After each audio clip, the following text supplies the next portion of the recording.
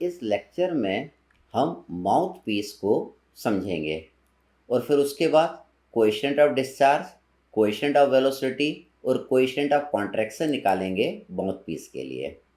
तो देखिए mouth piece क्या होता है। A mouth piece is a small tube होता है, 2 और 3 times its diameter in length attach to an orifice. देखिए हमने ओरिफाइस पढ़ा था। अगर ये आपका एक कोई टैंक है, इस टैंक में यहाँ पे एक होल कर दें तो इस होल को हम क्या बोलते हैं, ओरिफाइस हम बोलते हैं। ये ओरिफाइस से जो पानी निकलेगा उसकी वेलोसिटी कितनी होगी, इससे डिस्चार्ज कितना होगा, ये लास्ट लेक्चर में हमने समझा था। हमने इस ओरिफाइस का coefficient of velocity, coefficient of discharge और कोएफिशिएंट ऑफ कॉन्ट्रैक्शन ये सब निकाला था। अब देखिए अगर मैं इस ओरिफाइस में क्या करूं, एक पाइप को लगा दूं तो इस पाइप को हम क्या बोलते हैं, माउथ पीस बोलते हैं। ओरिफाइस में जब हम पाइप लगा देते हैं तो आपका डिस्चार्ज क्या हो जाता है, बढ़ जाता है। ठीक, तो हमें माउथ पीस क्या होता है, mouth piece is a small tube. ये देखिए एक स्मॉल ट्यूब है जिसकी जो लेंथ होती है 2 to 3 टाइम्स इस डायमीटर होती है। इसके डायमीटर से 2 से 3 टाइम क्या होती है, इसकी लेंथ ज़्यादा होती है। अटैच टू एन ओरिफाइस, इसको हम ओरिफाइस में अटैच कर देते हैं। क्यों करते हैं, in order to increase the discharge from the tank, इसे डिस्चार्ज को बढ़ाने के लिए। तो देखिए यहाँ पे A1 यहाँ का एरिया है, area of the mouth piece at the outlet है। सेकंड V1 क्या है, it is the velocity of liquid at outlet है। AC क्या है, it is the area of flow at vena contracta है। VC क्या है, velocity of liquid at CC मतलब वेना कॉन्ट्रैक्टा पे वेलोसिटी है। H क्या है, ये वाली height of the liquid above the centre of the mouth piece, इसको हम क्या बोल रहे हैं, दैट इज H। CC क्या है, it is the coefficient of contraction. ठीक, अब हम क्या कर रहे हैं, देखिए हम कंटिन्यूटी इक्वेशन लगा रहे हैं CC और 1 के बीच में। हम कंटिन्यूटी इक्वेशन जानते हैं, that is A1 V1 equal to A2 V2। अब यहाँ पे हम कंटिन्यूटी इक्वेशन CC और 1 के बीच में लगा रहे हैं, इसलिए हम लिखेंगे AC VC is equal to A1 V1। तो यहाँ पे देखिए हम VC की वैल्यू निकाल लेंगे, velocity of fluid at vena contracta हम निकाल लेंगे, that is our A1 V1 divided by AC। अब हम इसको क्या लिख सकते हैं, हम इसको लिख सकते हैं V1 divided by AC divided by A1। AC क्या है, इट इज़ द एरिया कहाँ पे, एट वेना कॉन्ट्रैक्टा। और A1 क्या है, आउटलेट पे एरिया।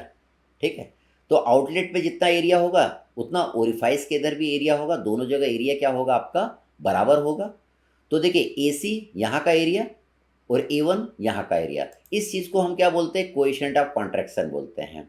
ठीक है, इसको क्या बोलते हैं, AC अपॉन A1 क्या हो जाएगा आपका, कोएफिशिएंट ऑफ कॉन्ट्रैक्शन। तो कोएफिशिएंट ऑफ कॉन्ट्रैक्शन आपका कितना आता है, दैट इज 0.62 आपका आता है ना। अब देखिए पानी का क्या हो रहा है, यहाँ से एक्सपांड हो रहा है, तो यहाँ पे एक्सपांड होगा तो उसके कारण क्या होगा, उसमें लॉस होगा। ठीक है, तो सडन एनलार्जमेंट के कारण जो लॉस होता है वो हम जानते हैं। वो लॉस कैसे निकालते हैं, that is VC minus V1 divided by 2G इसका होल स्क्वायर। अब देखिए VC आप निकाल चुके हैं, that is V1 divided by 0.62। तो VC की वैल्यू मैं यहाँ पे पुट कर दूंगा, तो HL आपका कितना आ जाएगा, V1 divided by 0.62 minus V1 divided by 2G का होल स्क्वायर। इसको हम थोड़ा सॉल्व कर लेंगे तो HL आपको मिल जाएगा, दैट इज 0.375 V1 का होल स्क्वायर अपॉन 2G। ये हेड लॉस किसके कारण हो रहा है, ड्यू टू सडन एनलार्जमेंट के कारण ये आपका हो रहा है। अब हम क्या करेंगे, अपनी बर्नौलिस इक्वेशन लगाएंगे, किसके बीच में लगाएंगे, A और 1 के बीच में। इन दोनों पॉइंट के बीच में हम क्या कर रहे हैं, बर्नौलिस इक्वेशन हम लगा रहे हैं।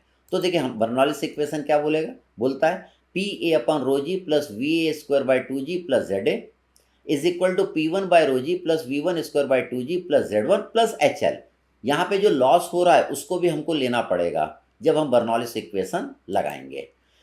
तो देखिए यहाँ पे क्या होगा, पाइप आपकी क्या है, हॉरिजॉन्टल है। पाइप हॉरिजॉन्टल है तो क्या होगा, ZA will be equal to Z1। ZA जितना होगा उतना ही Z1 आपका होगा। अब P1 बाई रो जी कितना होगा आपका, 0 होगा। क्यों होगा, पानी जब एटमॉस्फेयर के कांटेक्ट में आ जाएगा तो उसका गेज प्रेशर आपका 0 हो जाएगा। इसलिए मैंने P1 बाई रो जी को 0 करा, क्योंकि P1 is the gauge pressure of water here. इस पॉइंट पर है जब वो एटमॉस्फेयर के कांटेक्ट में आ गया। अब यहाँ पे वी आपका निग्लिजिबल होगा, ना के बराबर होगा, जिसको हम जीरो कंसिडर कर सकते हैं क्योंकि ये टैंक आपका बहुत बड़ा है, टैंक बहुत बड़ा है, एरिया बहुत ज़्यादा रहेगा, तो यहाँ पे वेलोसिटी आपकी निग्लिजिबल रहेगी, ना के बराबर रहेगी, दैट विल बी जीरो। अब हम ये वैल्यू को यहाँ पे पुट कर देंगे इस इक्वेशन में। तो देखिए इसको मैं हटा देता हूँ। हमने वैल्यू पुट कर दिया। देखिए पी ए बाई रो जी मतलब ये कितना आ जाएगा, एच के जितना आ जाएगा, यहाँ पे हेड के जितना आ जाएगा। तो देखिए पी ए बाई रो जी को मैंने कितना लिख दिया यहाँ पे, दैट इज एच। अब वी ए, यहाँ पे वेलोसिटी तो आपकी जीरो है, तो इसको देखिए मैंने जीरो कर दिया। यहाँ पे जेड ए से जेड वन आपका कट जाएगा क्योंकि ये दोनों आपके क्या रहेंगे, बराबर। पी वन बाई रो जी ये तो आपका जीरो हो जाएगा, तो देखिए यहाँ पे मैंने इसको जीरो कर दिया। वी वन हमको निकालना है, वी वन यहाँ पे पानी की वेलोसिटी हमको निकालना है, और एच एल की वैल्यू हम निकाल चुके हैं। एच एल आपका कितना है, इतना है, वो वैल्यू हम यहाँ पे पुट कर देंगे। इस इक्वेशन को हम सॉल्व कर लेंगे तो you will get the value of V one मिल जाएगी। तो अभी हमने इसको सॉल्व करा तो एच बराबर 0.375 वी वन का होल स्क्वायर बाई 2g आ गया।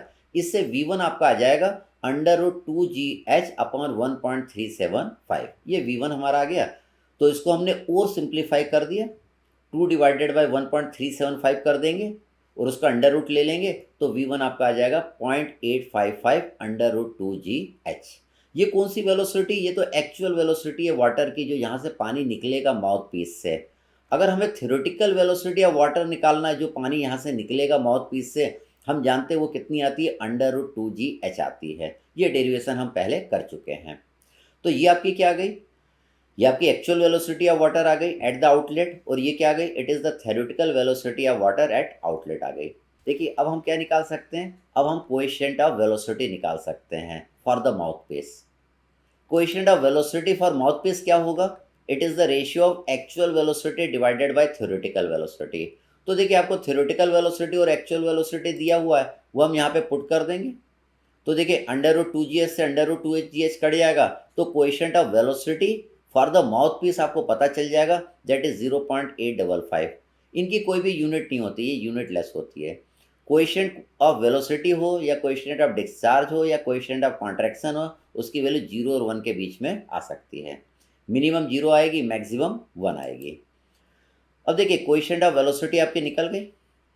अब कोएफिशिएंट ऑफ कॉन्ट्रैक्शन क्या होगा, देखिए for a mouth piece, since the area of the jet at outlet यहाँ पे is equal to area of the jet at inlet, दोनों जगह एरिया ऑफ जेट क्या है, सेम है, इसलिए कोएफिशिएंट ऑफ कॉन्ट्रैक्शन कितना हो जाएगा, दैट इज 1 हो जाएगा। ये इनलेट पे जितना एरिया है उतना ही आउटलेट पे एरिया है, इसलिए देखिए माउथ पीस के लिए कोएफिशिएंट ऑफ कॉन्ट्रैक्शन कितना आ गया, दैट इज इक्वल टू 1 आ गया। हेंस अब हमको कोएफिशिएंट ऑफ डिस्चार्ज निकालना है, तो C D will be equal to, ये रिलेशन का डेरिवेशन हम पहले कर चुके हैं, coefficient of discharge is equal to coefficient of contraction into coefficient of velocity. तो देखिए कोएफिशिएंट ऑफ कॉन्ट्रैक्शन 1 है माउथ पीस के लिए, कोएफिशिएंट ऑफ वेलोसिटी यहाँ पे आपने निकाल लिया है, तो कोएफिशिएंट ऑफ डिस्चार्ज कितना आ जाएगा, दैट इज 0.855, किसके लिए, फॉर द माउथ पीस।